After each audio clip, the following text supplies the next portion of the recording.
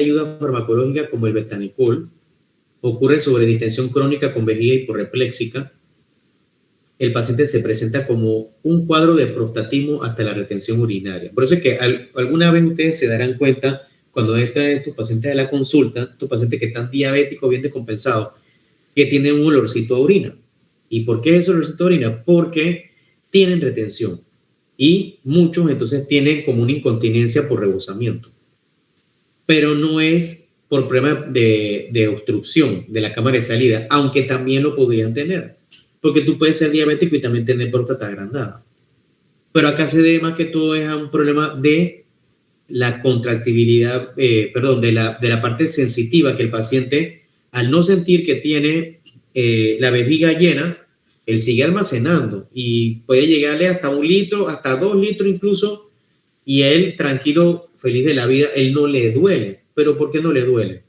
Porque está afectada la sensibilidad. ¿Estamos claros en eso? Entonces, si yo no tengo sensibilidad, mi vejiga se va a ir llenando, y ¿cómo entonces, qué es lo que va a pasar? Voy a estar en retención siempre voy a tener residuos altos. Fíjense que él tiene la parte motora intacta, ahí no hay problema. Ahora bien, ¿qué pasa si tengo una parálisis motora? Aquí hay lesión de fibras motoras del arco reflejo o por lesión de las fibras motoras que van del sistema nervioso central al parasimpático sacro. Como hay sensación pero no capacidad de contracción del detrusor, es decir, que el paciente tiene sensibilidad, él se le va a estar llenando la vejiga, no va a poder orinar porque tiene la parte motora afectada, entonces eso se traduce en que va a tener dolor porque no puede vaciar. Y la vejiga está sobredistendida. Entonces acá sí tenemos una retención urinaria dolorosa. Los casos podrían ser una neuritis herpética, polio, un disco herniado o lesiones de asta anterior. Así que fíjense, el esquema. Sensibilidad está intacta, está afectado entonces la parte motora. ¿Okay? Vejiga neurógena no inhibida, esa es la más facilita que ustedes aprenden. Acuérdense siempre de la vía inhibitoria. ¿Qué es la vía inhibitoria? Ustedes ahorita mismo me están escuchando. Algunos quizás tienen ganas de orinar, ya les dio el primer deseo, pero gracias a la vía inhibitoria tú puedes postergar, porque la vía inhibitoria te permite bloquear esa sensación y aguantar para no tener que ir al baño. ¿Ok? Pero si usted tiene una afectación de eso, entonces lo que va a ocurrir es que te vas a orinar. Por ejemplo, si estás en un tranque y las vías inhibitorias no te ayudan, te puedes orinar. ¿Y cuál sería el caso símbolo allí? El paciente que tiene un derrame. Acuérdense del paciente CB. Ese paciente CB va a tener problemas de la vía inhibitoria. ¿Por qué? Porque esas vías inhibitorias vienen de los centros superiores, entonces eso conecta y si hay alguna alteración allí, entonces no vamos a tener esa capacidad para seguir almacenando. Las ramas sensitivas y motoras están internas, o sea, él siente y tiene la capacidad de orinar, pero la sensación de emisión es a volúmenes muy bajos, por lo que les expliqué.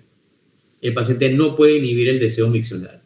Entonces, como consecuencia, eso da toda la clínica que ven aquí. La orinadera, la urgencia, y obviamente si no llegan a abrir la puerta y se le escapa la orina, eso se considera entonces una incontinencia de urgencia. Así que esta es bien sencilla de recordar. Luego tenemos la vejiga neurógena refleja. Ocurre al interrumpirse las vías aferentes y eferentes por encima de S2, S3 y S4. O sea, por encima del centro saco parasimpático. El arco reflejo permanece intacto, pero no hay sensibilidad ni acción motora. Hay incontinencia sin urgencia. O sea, el paciente todo el tiempo tiene CAPE. Estos pacientes tienen que estar con Pampers, ¿verdad? Y la incontinencia es por contracciones involuntarias que el paciente no puede manejar. Puede haber, miren el término que ya se les expliqué, disinergismo pénsico-esfinteriano. ¿Se acuerdan lo que era? Que la vejiga se contrae a la vez que los esfínteres. ¿Y cuál es la causa más común? La sección medular. Digamos, alguien que se cae, se parte de la columna, un balazo en la columna, todo lo que ustedes quieran que nos dé una sección medular. Entonces la cosa está por arriba, por arriba. El arco está intacto, la vaina es por acá. ¿Ok? Vejiga neurógena refleja, ya saben entonces, ¿ok? Vejiga neurógena autonómica, fíjense que es a nivel del arco reflejo, ¿ok? Lesión de la rama del arco reflejo miccional. La vejiga se torna totalmente flácida y de alta capacidad. El vacío depende del esfuerzo, pujo o maniobra de Crede. Es decir, que el paciente tiene que apretarse con las manos el área suprapúbica para expulsar o tiene que hacer un esfuerzo muy grande. La distensión crónica produce disminución de la acomodación con aumento de presiones y posible lesión del tracto urinario alto. ¿Ok?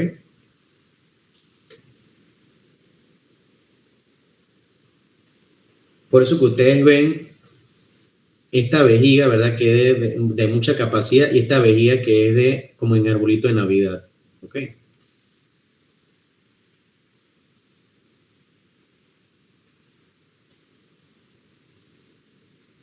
Objetivo de manejo, mantener acomodación vesical por debajo de los 15 centímetros de agua.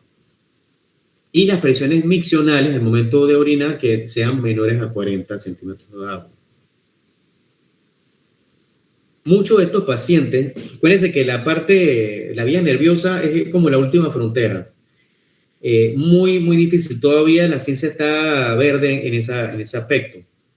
Entonces, por ahora, muchos pacientes lo que se hace es que el que tiene la continencia, bueno, se trata de meter en un entrenamiento de cateterismo limpio intermitente. Es decir, que el mismo paciente se sondea para que pueda entonces vaciar su vejiga.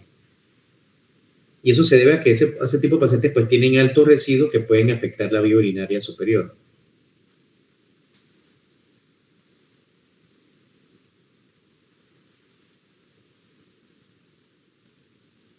Usted tiene que dominar los términos básicos. Yo no le voy a pedir a ustedes que me interprete una urodinamia. A veces hay urólogos que ni siquiera lo saben hacer, para que sepan.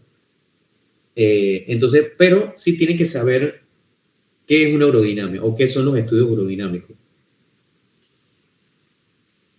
Es el estudio del funcionamiento de la fisiología del árbol urinario bajo, que incluye evaluación funcional de la vejiga y de su cámara de salida.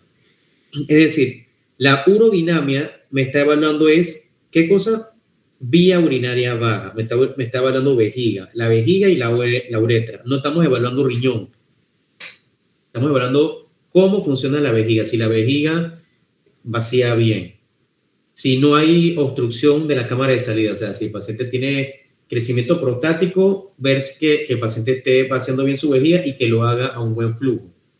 Entonces ahí nosotros medimos velocidades de flujo, medimos las presiones dentro de la uretra, dentro de la vejiga, las presiones abdominales. Podemos observar también en casos de incontinencia, si se debe a un esfuerzo, uno manda a toser al paciente y ahí se ve reflejado en el estudio que el paciente tuvo un escape cuando tosió. Cuando el paciente va a orinar, incluso podemos ver por una electromiografía cómo se comporta el esfínter, si el esfínter se relajó o si el esfínter no hizo lo que tenía que hacer, que sería entonces una disinergia. Entonces, todo eso lo podemos ver con la urodinamia. Así que la urodinamia es un estudio que nos ayuda a contestar preguntas o dudas, porque, por ejemplo, yo les dije, un paciente diabético puede tener prostatismo también, claro que sí. Y entonces, ¿cómo yo sé que ese paciente diabético que está con sonda le puede ir bien con mi cirugía de próstata si no estoy seguro si el paciente tiene un problema de vejiga neurogénica? Entonces, con estos estudios yo puedo contestar esa pregunta e ir más preparado y también que el paciente esté mejor informado de cuáles son las expectativas, porque nunca le puedes decir al paciente, tú vas a quedar bien, vas a orinar, no vas a tener problemas, y después te busca un problema porque le garantizaste algo que realmente no sabías. Así que esto puede ayudar a resolver ciertas preguntas. ¿Ok? Bueno, aquí vemos cuáles son las indicaciones. Ahí ven incontinencia, flujo urinario bajo, causas de obstrucción de cámara de salida, estudios de vejiga neurogénica. Es lo más común. Tenemos un paciente medular, alguna lesión traumática, eso, prácticamente todos los pacientes le mandamos a hacer en algún momento de la vida una urodinamia para poder clasificarlo y ver entonces qué se le puede ofrecer. Esto es más o menos todo lo que les comenté y esto es lo que se ve. Aquí vemos una representación esquemática de lo que estamos haciendo con el paciente y acá estamos viendo una representación gráfica, lo que vemos en el gráfico. Acá ustedes ven que hay una sondita que va dentro de la vejiga, hay otra sondita que va dentro del recto. Entonces, esta sondita que está dentro del recto me mide la presión dentro del recto, que sería entonces la presión abdominal. La sondita que está aquí dentro de la vejiga me está midiendo la presión del detrusor. ¿Ok? Con esto nosotros sacamos una determinación de la presión vesical. Y también tenemos aporte de, esto lo sabemos, porque esto lo manda la máquina, a qué tasa se está llenando la vejiga. Fíjense que al final le metimos 500 mililitros. Esto es el líquido como si fuera una venoclisis, pero está conectada a la misma sonda que tiene el detector de la presión aquí dentro de la vejiga, pero este es para llenar. Esto está llenando la vejiga con suero fisiológico. Aquí se contraste, sí, porque le puedo meter contraste. Si le meto contraste, puedo hacer entonces una cosa que se llama videourodinamia, que es hacer el estudio urodinámico y también tomar imágenes o fotos de radiografía para ver qué ocurre con la vejiga mientras se está llenando. Y todo esto me traza entonces un gráfico donde yo veo el volumen de llenado, veo la presión abdominal, veo la presión del detrusor, veo presión vesical y presión abdominal. Y entonces, la presión del detrusor es la que realmente a mí me interesa, porque fíjense lo que les dije. ¿Cómo se mantiene la presión del detrusor? Durante todo el llenado. Aquí yo estoy metiendo orina, por acá van 10, 20, 100, 200, 300, 400, 500. Y a medida que yo voy metiendo un líquido, entonces, esto aquí, vemos entonces el volumen. Un momentito.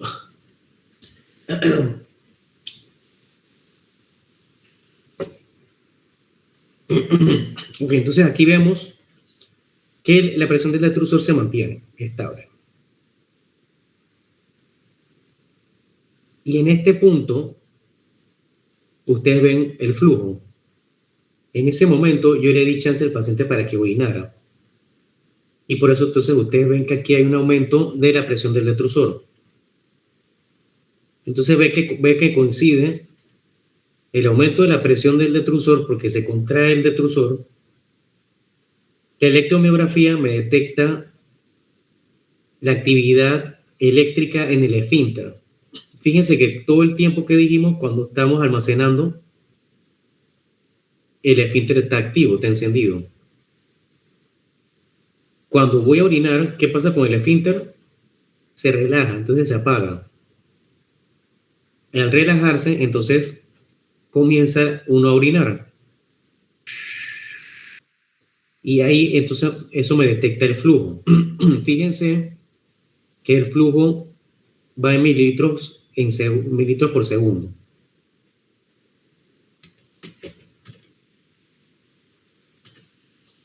Esta es la fase, esto que ustedes ven aquí, esta curva, este paciente le salió mal. La curva debe ser así. Cuando ustedes orinan, tiene que ser una campana, ¿lo ven? Comienzas a acelerar, llegas a un punto máximo y de aquí entonces vas bajando nuevamente, o sea, desaceleras. Eso es lo normal, así es como orinan todos ustedes. ¿Cómo orina un paciente con próstata obstructiva? No alcanza una velocidad pico como acá, sino que esto pareciera como si fuera una meseta, ¿lo ven? Acá el paciente llegó hasta, digamos, hasta 20 mililitros por segundo.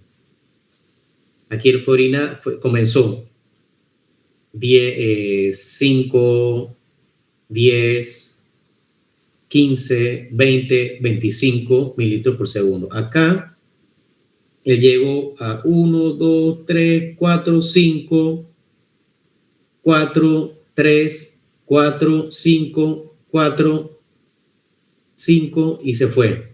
No, nunca me subió a más de 10 mililitros por segundo. Entonces, los pacientes que están por debajo de 10 mililitros por segundo es un paciente que es para operar. Cualquier uno le va a decir eso hay que operarlo porque ese paciente está obstruido. Y fíjense qué más le llama la atención, que nunca llegó a un buen flujo máximo y se fue lento y pasó el tiempo y ese paciente nunca salió del baño. En cambio aquí la cosa fue mucho más rápido. Por eso es que cuando ustedes orinan, fíjense que cuando sale el chorro, ustedes van a escuchar. Si ustedes pudieran medir el sonido, cómo acelera o cómo aumenta, ustedes se darían cuenta que ustedes aceleran y el flujo ustedes lo va a sentir como llega a un punto máximo y luego hagan la prueba y fíjense la próxima vez que vayan a orinar y van a ver que eso siempre se mantiene así. Y ese sonido, si ustedes grabaran ese sonido que fuera una gráfica, ustedes van a ver que también es una campana. ¿Ok?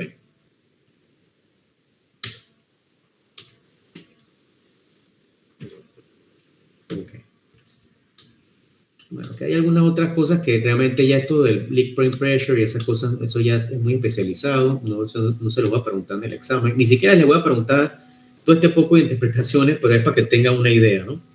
Y fíjense que siempre lo mismo, miren el esfínter y al final cómo él se relaja, ¿ok? Cuando uno va a orinar. Y estos son diferentes ejemplos que ocurre con los pacientes. Acuérdense de los términos básicos que es incontinencia, ¿ok? Incontinencia de esfuerzo, de urgencia, rebosamiento, todo eso tienen que dominarlo.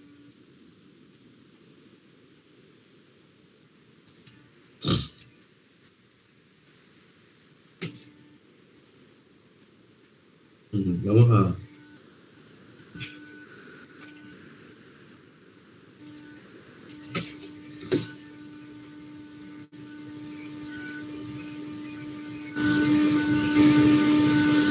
Oiga, miren, estoy presentando un problema con la computadora. Voy a tener que reiniciarla porque me está dando como un problema de un ruido. No sé si lo escuchan. Voy a apagar, quédense conectados. Voy a apagar y aprender. No me debe tomar más de 2 minutos, ¿ok? Me esperan. Dale, profe.